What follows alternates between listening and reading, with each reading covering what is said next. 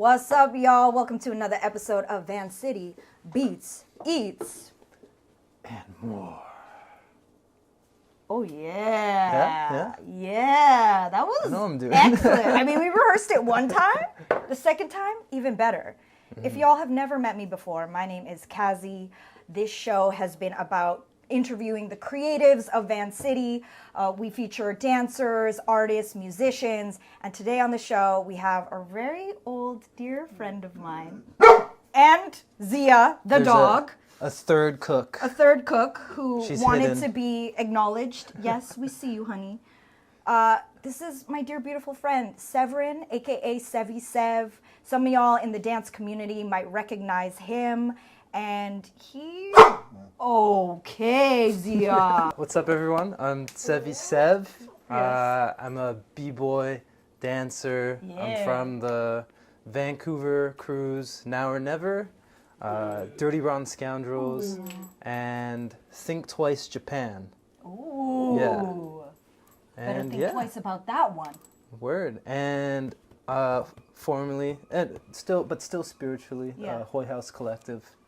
If you know, you know. Which means that he was previously my roommate. We lived together for a year and a half, Year 2 and a years. half. Yeah. Yeah. Almost 2 Yeah. years. This was a house that I managed and ran for 8 years. A creative community residence in Joyce Collingwood neighborhood. A lot of artists, a lot of creatives, a lot of dancers had lived in that space. It was quite wild. There was, 9 rooms Yeah. at one point in time. And Sevi inhabited one of them. And honestly, if you go on my IG, I made a few posts about that. And that was an epic era. Yeah. You know, you put a whole bunch of creative humans in the same house together. It's just, things get a little crazy. We were the final season of the Hoy House, right 8-year run. during COVID too. So Today's recipe, we're gonna cook a 1 blender situation pancake. I have been making this pancake recipe for years. The recipe on my phone is actually the original handwritten note, a picture of it that I had on the Hoy House fridge for years. oh, nice. Yeah, and the reason why I love this is because A, it's gluten-free, not that we care, but for those who do, it's only made with oats, which you blend up to become oat flour. Got oat milk. We've got 2 eggs, so these aren't vegan, but we've got protein, lots of protein here. 2 bananas, which shout outs to Sean. Unfortunately, they're slightly green. I did not buy bananas that were brown because nowhere has them. We don't live in the tropics. That's true. It's not cute, Yeah. but it's funny because actually I went to Kim's Market here on Davie, and it was a Filipino guy who was working, and I was just like, asking him in Tagalog, I was like, oh no, there's no bananas that are brown. And he's like, no, we're in Canada. And I'm like, it's true. He's like, everything is green. And I'm like, also true. So whatever, man. Ideally, you want to have a brown bananas. Like, this is the good moment to use them because they've ripened, they've softened, but they're also like have developed a lot of sugar. So you get your sugars. We're gonna have slightly tangy pancakes, whatever.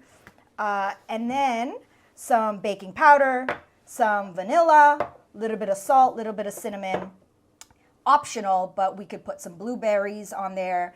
And then I usually like to eat my pancakes with an array of different toppings: peanut butter, maple syrup, maple butter, walnuts, pecans, whatever you want, really, and whipped cream. So, shall we? Yeah, let's do it. Okay.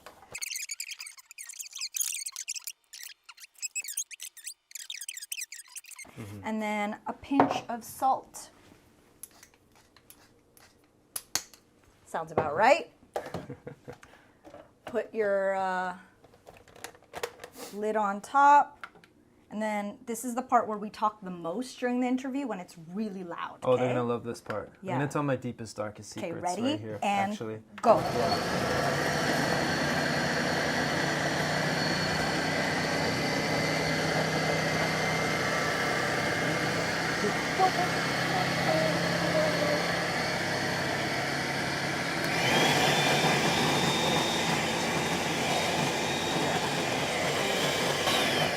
Wow.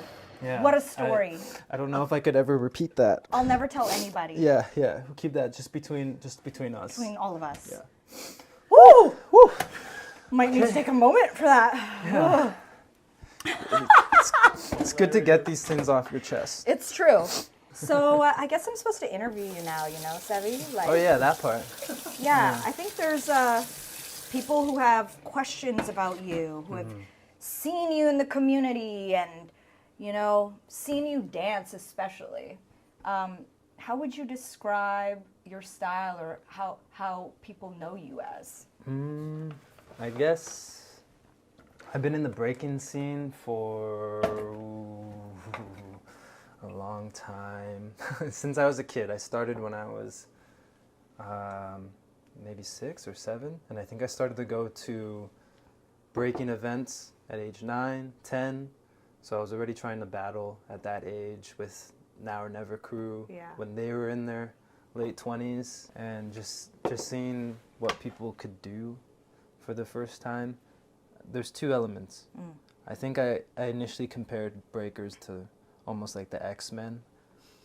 Like everyone had their own superpower with their own strengths in certain situations. This is true. And then also the usage of the floor. To me, that was like a new dimension to unlock.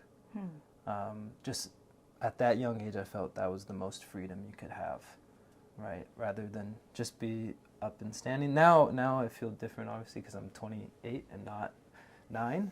But you're like my knees, my hips, my back. Yeah. But I think that's definitely something that pulled me towards breaking. It just felt like there was so much more movement to explore. Yeah. And then I met NON around that time. Yeah, who's NON? What is NON for anyone who doesn't know? Now or Never crew, one of Vancouver's longest running. Multi-generational, still going. Still going, yeah. But that crew formed in 1996. They started teaching me in 2006. So I met them through a movie called Kicking It Old School. Oh my gosh, you were an extra in that? Yeah, no, I had a whole scene. What was your scene? I was in a crew called The Misfits. I remember this movie. Yeah, and it was what's that? Jamie. It's like that short white guy with the reddish hair who's like comedic actor. Jamie Kennedy. Yes, he was in it. He was the star. Bobby Lee was in it. Okay, wait, go back to your scene. Let's hear it. Yeah, I was in a crew called The Misfits, and I believe I got it because I kept auditioning for the younger kids, the flashback role in the beginning scene, but I was too young. But my mom just kept putting me in all these auditions anyways because she was like, you're going to get in this movie. Yeah. So the story that was told to me was that they created a crew, or they had a crew idea for the Misfits, and they were kind of just the really odd dancers, and my character was Baby Man. And they put a little mustache on me, and then they told me I had to like suck my thumb and get carried on like this, and then they'd drop me, and then I would start like popping and. Wait, like as in like gold? What's his name? The baby like this. What's that movie? Yeah. With Austin Powers. With Austin Powers. Austin Powers. What's the movie with Austin Powers? Austin Powers. Yeah, it was kind of a mini-me situation. That's hilarious. Yeah, I met B-Boy Lazy Legs. Oh, shout-outs to Luca. Yeah. Through that, and I didn't realize he was also in the movie. Yeah, he was in. I need to rewatch that. He was kind of the leader of the crew. Oh my gosh. Misfits. That's amazing. Yeah. Okay, so wait, how did we get here? We were talking about. Just my start, I guess. Yeah. How you met NON. Yeah, and that's how I met NON, because Jamie, B-Boy Eloquence, Jarek, B-Boy Twist, they were both cast in the film. And then my mom just kept contact with them, and they started training me, and the next year they let me do street shows by the Vancouver Art Gallery. Like busking type of street shows? Yeah. Amazing. Yeah. They were training, or I think they were trying to raise funds to go to Battle of the Year 2008. Whoa! Yeah. Isn't that the year? That's the year that they made the documentary, no? that movie, Battle of the Year? Planet B-Boy came out 2007, 2008, but it was about the years 2005.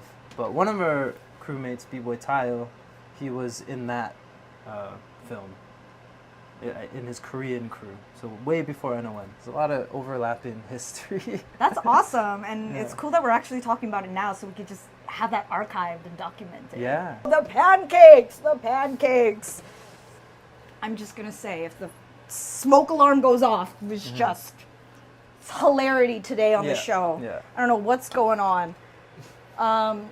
Okay, so quick update on the pancakes. The pancakes is, that's what they look like. Wow.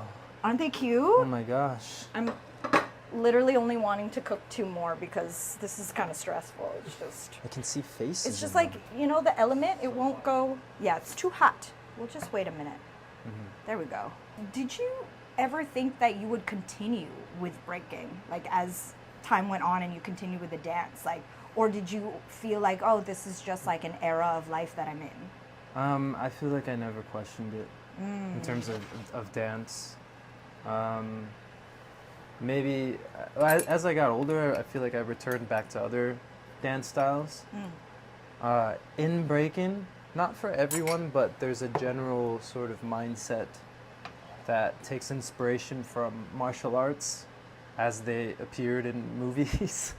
There's a big emphasis on discipline to the point where it can feel like, to explore other movement arts is almost wasting time, or should always be secondary to breaking. So I think I internalized that for a very long time, up until my early 20s, especially during the COVID era, because since we had nothing to do, we did a lot of thinking and talking, bruv. And I spent a lot of my time just dancing on that back porch. And because it was just my self-training, I would explore other styles or kind of reach beyond breaking.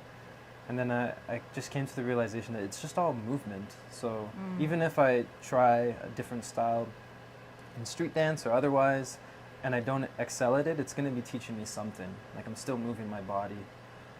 So I can always bring it back to breaking, and it can have a positive effect. Yeah. Philosophy, bruv. Yeah. It was cool to learn that was something you were studying because, you know, at that time, especially seeing you dance, like, it was very clear that you were on a different wave, bruv, or just thinking on things in a different kind of way. And so, yeah, how did this become part of your life, or your first early introductions to philosophy, to the point where you wanted to pursue studying it? I think it was a pretty organic, I guess, discovery. One of the guys in my crew, in Now or Never, his breaking name is Muggy Muggs, but he was one of my first main mentors in high school. Shout outs to Muggy Muggs. He would also spend a lot of time with me. At first he was trying to get me into like self-help and entrepreneurship. You know, he was in his mid-20s, like that's what you do at that age, it seems. Yeah. But then also got me on like civil rights and how those things connect to the hip-hop culture. But I think from there just sparked a curiosity where I needed to go deeper.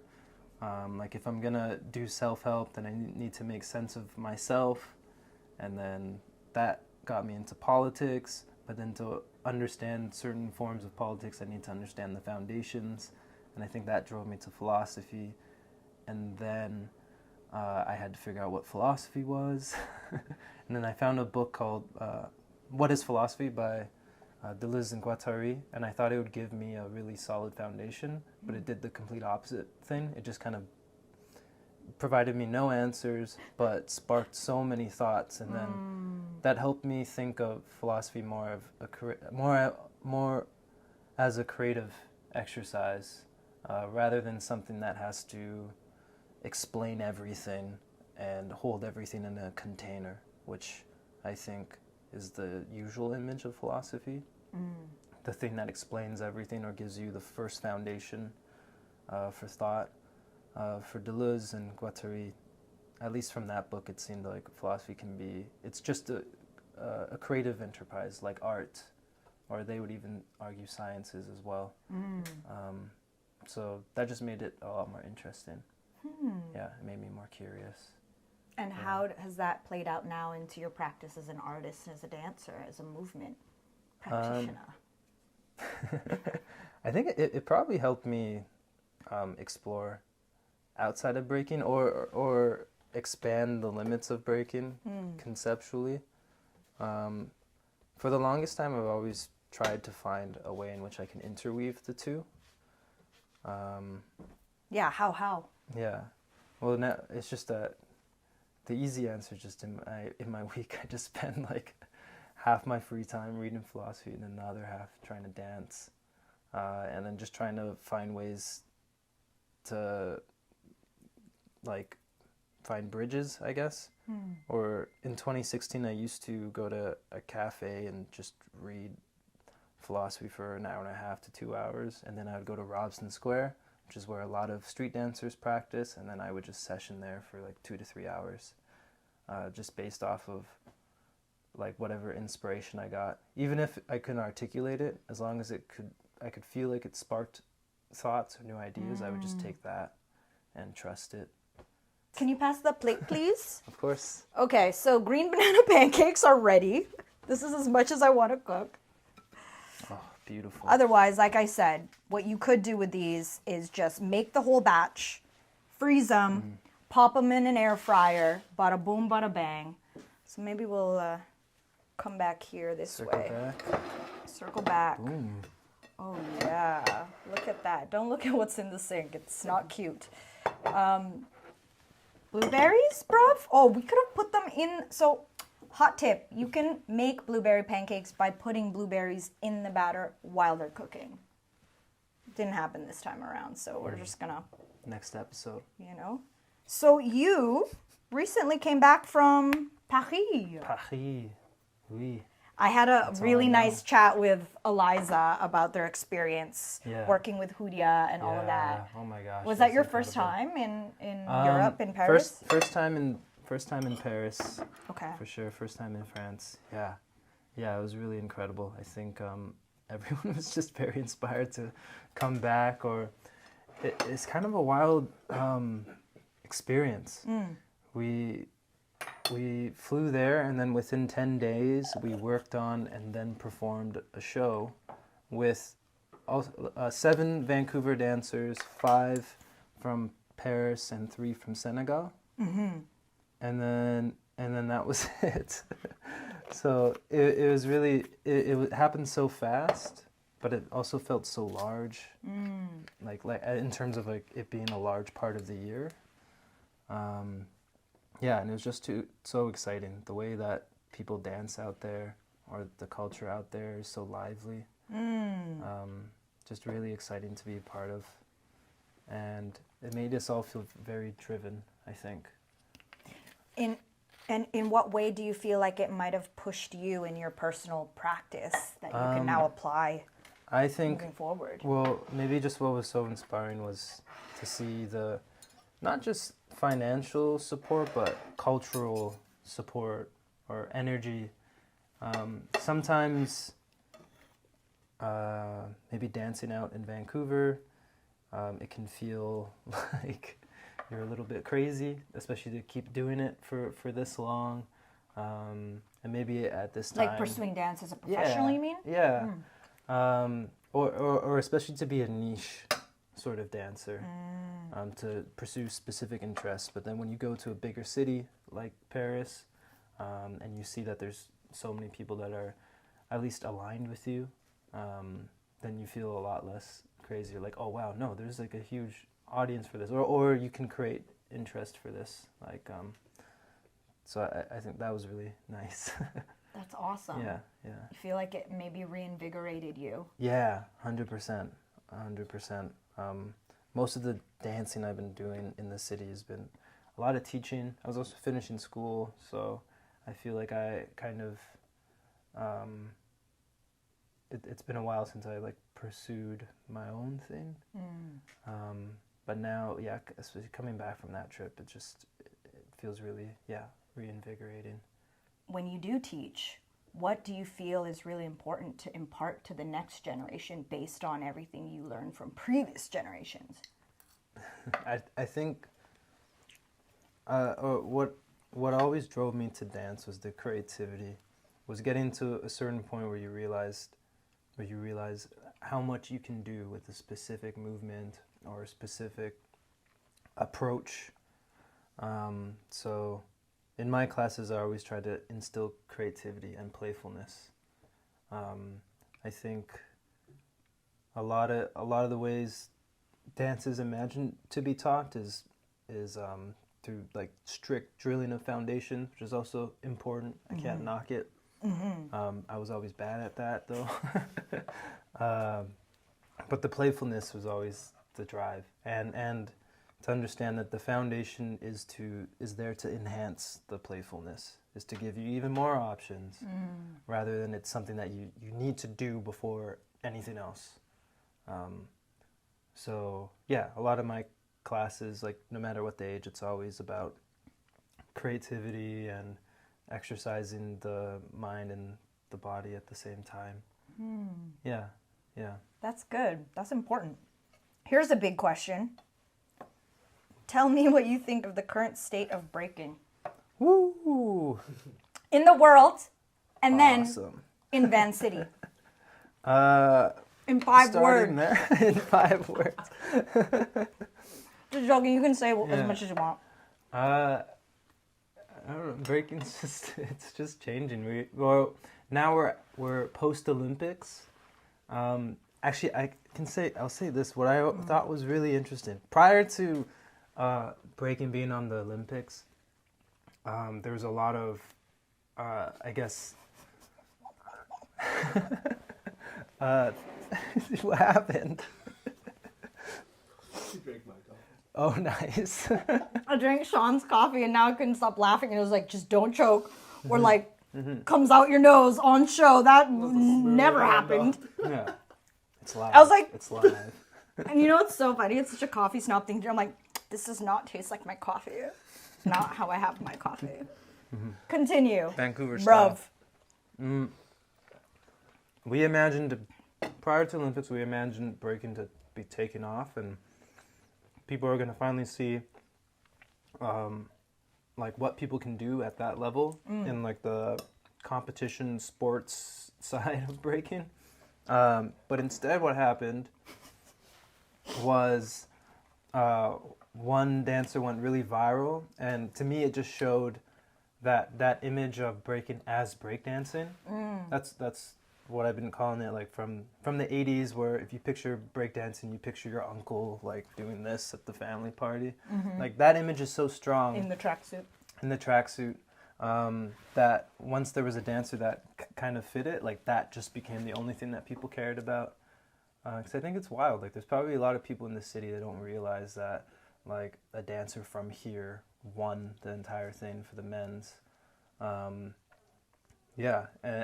So to me, like I don't feel like shaken up about it. It's just interesting, because I also appreciate breaking the more underground currents, right? Like I don't picture myself as a dancer that would strive in that Direction. Yeah, part of the culture, like the sports brands, blah blah blah. Not knocking it. It's just like not my strength. Is really all it is. So that's really interesting, but I do think breaking is growing though. Maybe not at the mainstream level as much as people were hoping for. Like I think some people really thought there's going to be like breakers treated the same way that athletes in other sports are. Like it's like half there, but it didn't take over the way people imagined. But I feel that there's a strong underground current that's brewing, which I really like to see. Yeah. I miss the more community events, the less sponsorships, the jams where there's a lot more ciphers, like freestyle circles that have nothing to do with the spectacle, the thing that gets filmed and put online. Yeah. It seems like a lot of events cater more towards that, because that's battle. what guarantees your sponsorships, guarantees the flow of income. So it's important, but it can also overshadow those other parts of the culture that we love, or made us fall in love with the dance in the first place. As for the Vancouver breaking scene, I think it's really strong, especially the young generation. Like the teenager generation is actually pretty strong right now. My crew, we throw a lot of youth events. So just to give kids like a chance to keep practicing and get further into battles rather than just having to do prelims versus the adults, you know. Yeah. So that's definitely a goal for NON over the last years, is to bring up the youth in the Vancouver scene. Yeah. So it's growing, and it's really nice to see. Yeah. I find it really inspiring, you know, and I think there was a lot of pride. I mean, I felt so proud, and I was upset that I couldn't go and watch the Olympics together with the Vancity street dance scene. Like, everyone went to the Red Bull HQ. They opened it up to our community. And they were like, we'll do a screening party to see Phil and cheer on Phil. Gunning for the gold medal. And I was in Toronto at the time, and I was like, oh, I wish I was with you guys. But like, there was so much pride from our city that, you know, this person who we grew up seeing, or watched him grow up at Robson Square since he was super young. You know, and I also remember like J-Bugs, also a b-boy who had lived here before, and I remember him telling me, he was the one who introduced me to Phil, and he's like, that one, watch out, like that one's my son or my nephew or whatever. And I was like, huh. And then to see him become who he's become. It was definitely surreal. And I think as a result of that, there's like a lot of excitement, and it's just like anything where you feel proud of where you come from. It motivates you and inspires you to want to get better, or to build, or to be part of what's happening. I think my goal, I guess, would be to take, if there's any sort of grander energy around the sports circuit image of breaking, which I think is on a lot of youth or people that are just getting into breaking culture, that's their image in their head, to sort of also transfer that back to the community, right? The things that are really like what keeps the culture alive outside of the sports circuit and whatnot. So it's a balance. Like I want to celebrate that, but I also don't want that to be the only image of what breaking entails. There's also a culture side and an artistic side. It's something. It's a dance where you can express yourself outside, like, of competition, or within it, or there's different levels of competition, like some that are totally okay with being subjective. I don't know. There's so many elements that you don't want to have like overshadowed. Yeah. Are you one of those super nerds that, like, if I were to ask you right now, like, best breaking battle you've ever witnessed in your life, you could tell me? And why? My gosh. Probably the one that stuck with me the most was IBE 2005 USA versus Korea. I used to watch that one like every day as a kid. So that was explain. a country versus country battle. All the best b-boys in the States at the time versus all the best in Korea. And Korea was just really blowing up at the time with their level of tricks. And they were going against the b-boys from America, the originators. So it was a very like heated competition. But looking back, I do realize that battle was probably a little unfair because they only played rap songs. So all the American b-boys were like hitting all the lyrics. And there's only, I think, one b-boy from Korea that understood the lyrics and was able to like match their musicality. Yeah. So maybe a little unfair advantage, but you know, It's just dance. It's just people dance fighting. That's all it is. Yeah. That's a good one. Remind me of a conversation I had with my partner. Shout outs to Simran. Simzies, one of the best dancers in the city. Also was on season 2 of the show. But we were talking about battles one day, and the intimacy that you can experience. That the only maybe like historical equivalence that we imagined was a duel, but like a real one. Like put down my glove. Challenge where you. You're fighting. Like there's a weird paradox where it is kind of intimate because you're exchanging with someone this like gambit between life and death. But with dance, or at least a dance battle, you can have that same energy but without the death part. So you do experience this weird paradox of intimacy with someone, especially when it's really real and there's real emotion. Yeah, in and the a dance. story. There's a story behind it. And it also makes sense of the bond that you might feel afterwards. It's like there's a vulnerability in a battle. If you don't know what's up, I'm All the just petting the details. dog with my foot down here. We're just keeping her chill, The you third know? cook. The third cook. There she is. Zee. Let's do the rest of the interview from here. Yeah. You know? Is that okay? Is that okay, Sean? Are you all right? Yeah. So here we go. From Abby. What's one of your favorite memories through dance that was completely unexpected? Ooh. She likes that question. I'm gonna go the cheesy route. I Go think cheesy. Go full queso. Yeah.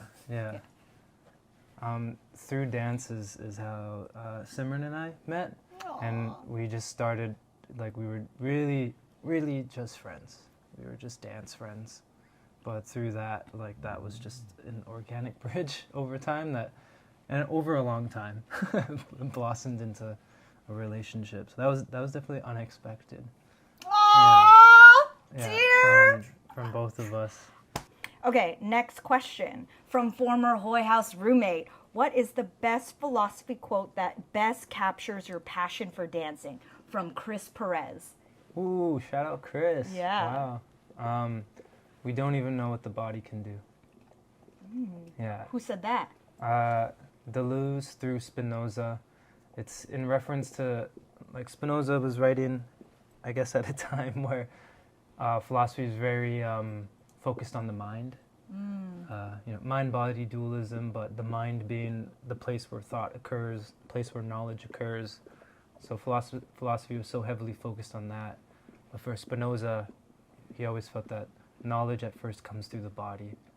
So it was kind of maybe tongue-in-cheek, like we're so focused on the mind, but we don't even know what the body can do. So I really like that, especially with dance, because I feel like dance is always discovering new things the body can do. Yeah. Oh, took me to church just now, bruv. We've made green banana pancakes. We've talked about breaking and dance and philosophy. We've tried to quell the uneasiness and anxiousness of this dog. Someone needs to go on a walk. Someone needs to go on a walk. All of us do. And that's Sean. Big shout outs to Sean, who has been filming the live stream for us. This has been another episode. Speaking of how many, I believe we are at 74 episodes of Van City. That's the best number. Yeah. That's actually the best number. Why? ChatGPT told me. Okay, yes. Yeah. Yeah, thank you for watching. This has been Van City Beats, Eats, And more. and more. Bye!